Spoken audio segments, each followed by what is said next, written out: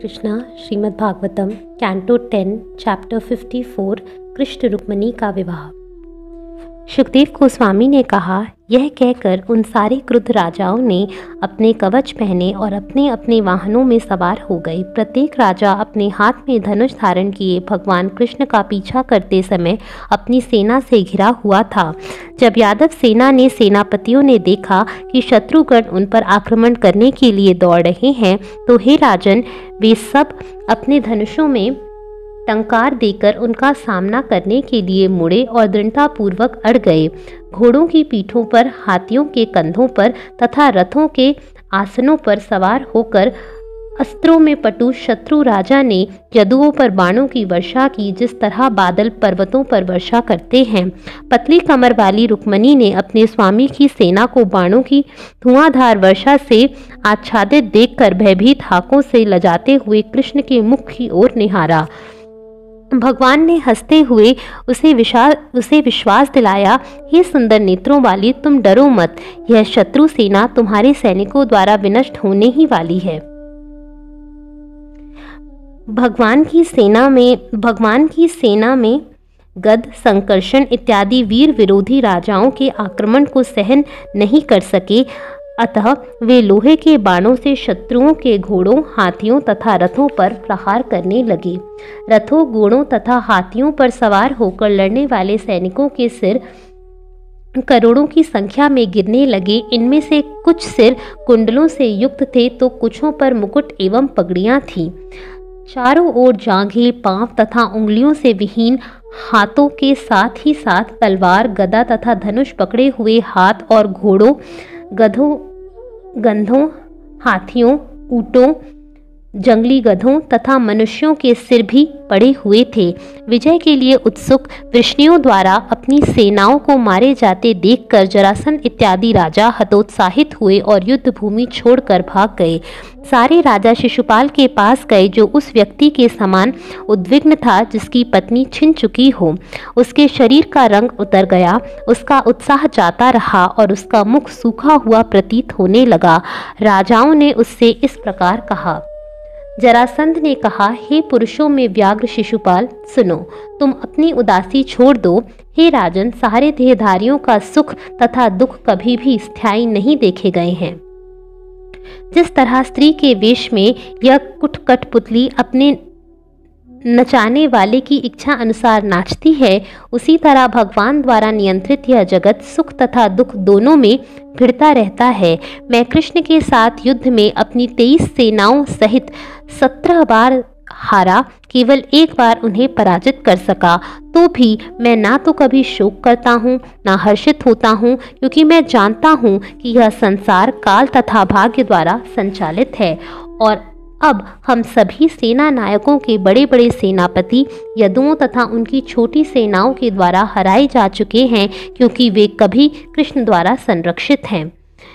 अभी हमारे शत्रुओं ने हमें जीत लिया है, क्योंकि समय ने उनका साथ दिया, किंतु भविष्य में जब समय हमारे लिए शुभ होगा तो हम जीतेंगे।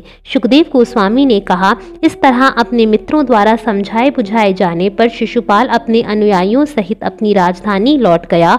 जो योद्धा बच रहे थे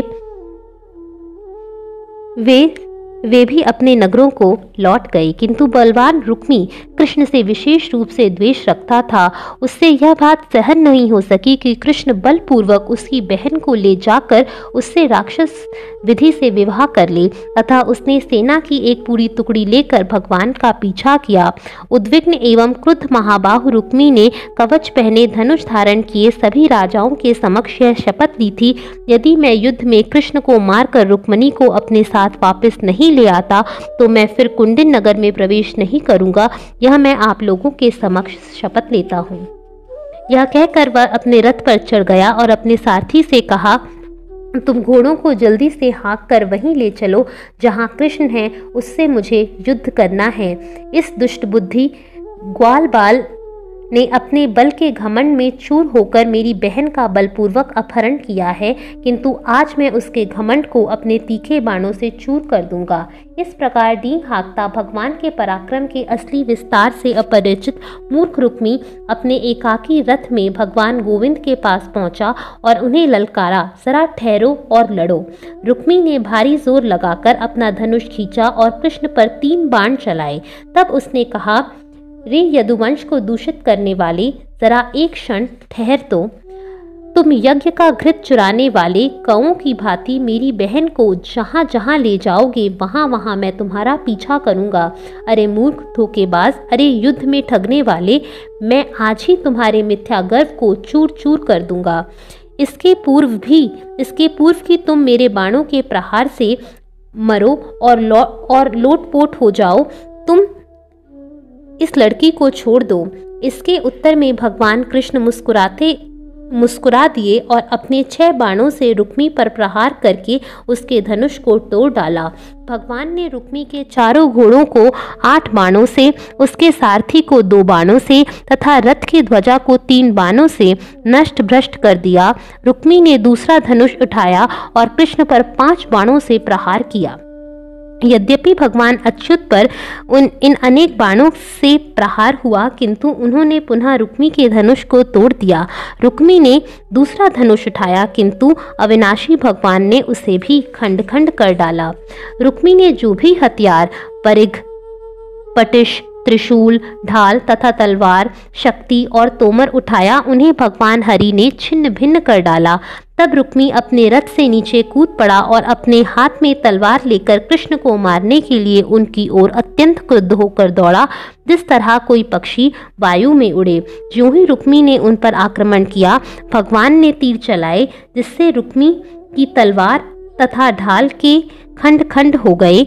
तब कृष्ण ने अपनी तेज तलवार धारण की और रुक्मी को मारने की तैयारी की।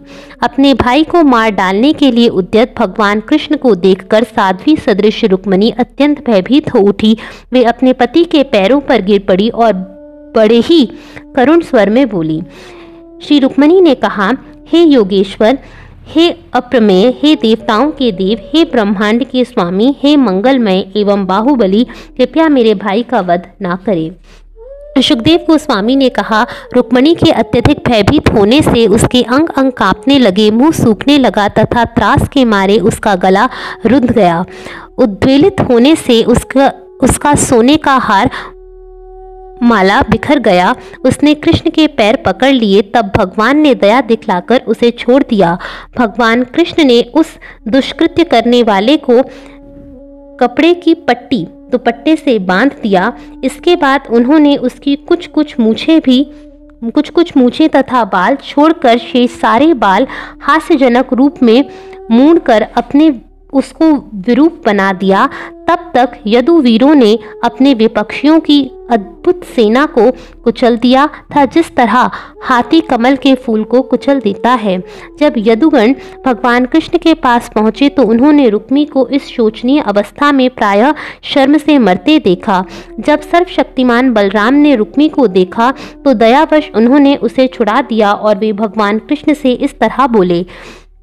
बलराम ने कहा, हे कृष्ण, तुमने अनुचित कार्य किया है। इस कार्य से हमको लज्जित होना पड़ेगा, क्योंकि किसी निकट संबंधी के मूछ तथा बाल मूंढकर उससे विरूपित करना उसका वध करने के ही समान है।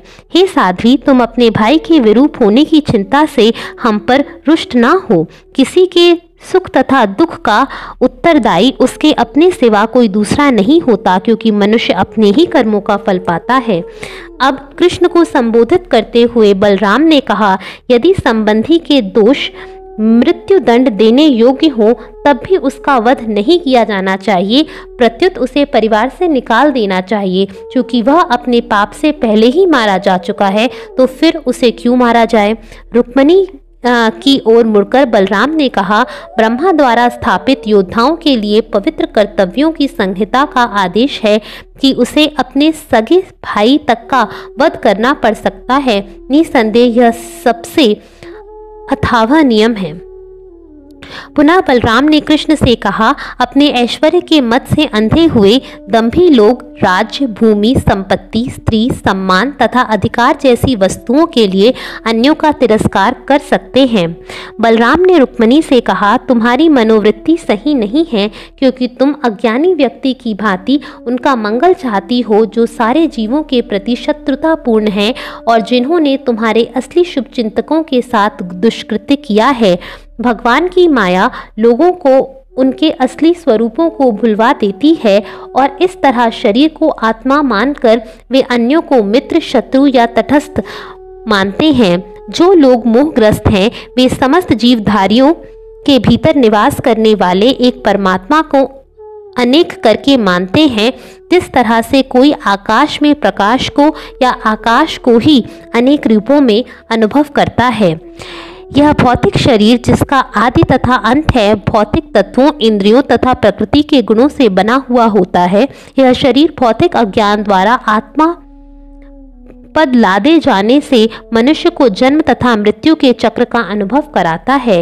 हे बुद्धिमान देवी, आत्मा ना तो कभी असत भौतिक पदार्थों के संपर्क में आता है, ना उससे वियुक्त होता है, क्योंकि आत्मा ही उनका उद्गम एवं प्रकाशक है। इस तरह आत्मा सूर्य के समान है, जो ना तो कभी दृश्य इंद्रिय, नेत्र तथा दृश्य रूप के संपर्क में आता है, ना ही उससे विलग होता है। जन्म तथा अन्य विकार शरीर में ही होते हैं, आत्मा में नहीं। जिस प्रकार चंद्रमा की कलाएं बदलती हैं, चंद्रमा नहीं। यद्यपि नवचांद्र दिवस को चंद्रमा की मृत्यु कहा जा सकता है। जिस प्रकार सोया हुआ व्यक्ति स्वप्न में भ्रम के अंतर्गत अपना इंद्रिय भोग के विषयों का तथा अपने कर्मफलों का अनुभव करता है, उसी तरह अज्ञानी व्यक्ति इस संसार को प्राप्त होता है। अतः दिव्य ज्ञान के इस शोक को दूर करो जो तुम्हारे मन को दुर्बल तथा भ्रमित कर रहा है। हे आदि हंसी वाली राजकुमारी, तुम अपने सहज भाव को फिर से प्राप्त करो। सुखदेव गोस्वामी ने कहा, इस प्रकार बलराम द्वारा समझाए जाने पर क्षीण कटी वाली रुक्मिणी अपनी उदासी भूल गई और आध्यात्मिक बुद्धि से उन्होंने अपना मन स्थिर किया। अपने शत्रुओं द्वारा निष्कासित तथा बल और शारीरिक कांति से विहीन अपने प्राण बचाया हुआ रुक्मी यह नहीं भूल पाया कि उसको किस तरह विरूपित किया गया था। हताश हो जाने के कारण उसने अपने रहने के लिए एक विशाल नगरी बनवाई, जिसका नाम उसने भोजकट रखा। चूंकि उसने प्रतिज्ञा की थी कि मैं तब तक कुंडीन में प्रवेश नहीं करूंगा जब तक दुष्ट कृष्ण को मारकर अपनी छोटी बहन को वापस नहीं ले आता, अतः रुक्मी हताश होकर उसी स्थान पर रहने लगा। हे कुरुओं के रक्षक, इस तरह भगवान सारे विरोधी राजाओं को हराकर भीष्मक की पुत्री को अपनी राजधानी ले आए और वहां वैदिक आदेशों के अनुसार उससे विवाह कर लिया। हे राजन, उस समय यदुपुरी के सारे घरों में महान उत्सव था, क्योंकि उसके नागरिक यदुओं के एकमात्र प्रधान कृष्ण के से प्रेम करते थे। प्रसन्नता से पूरित होकर एवं चमकीली मणियों तथा कुंडलों से अलंकृत सारे स्त्री पुरुष विवाह के उपहार ले आए, जिन्हें उन्होंने अति सुंदर वस्त्र पहने दूल्हा दुल्हन को आदर पूर्वक भेंट किया। वृष्णियों की नगरी अत्यंत सुंदर लग रही थी। ऊंचे ऊंचे मांगलिक खंबे तथा फूल मालाओं, कपड़ों के झंडों तथा बहुमूल्य रत्नों से अलंकृत तोरण भी थे। प्रत्येक दरवाजे पर भरे हुए मंगल घट, अगुरु से सुगंधित धूप तथा दीपक सजे थे।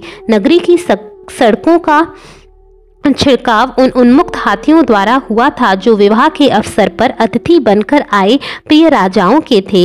उन हाथियों के सारे द्वार पर केले के तने तथा सुपारी के वृक्ष रखकर नगरी की शोभा और भी बढ़ा दी थी।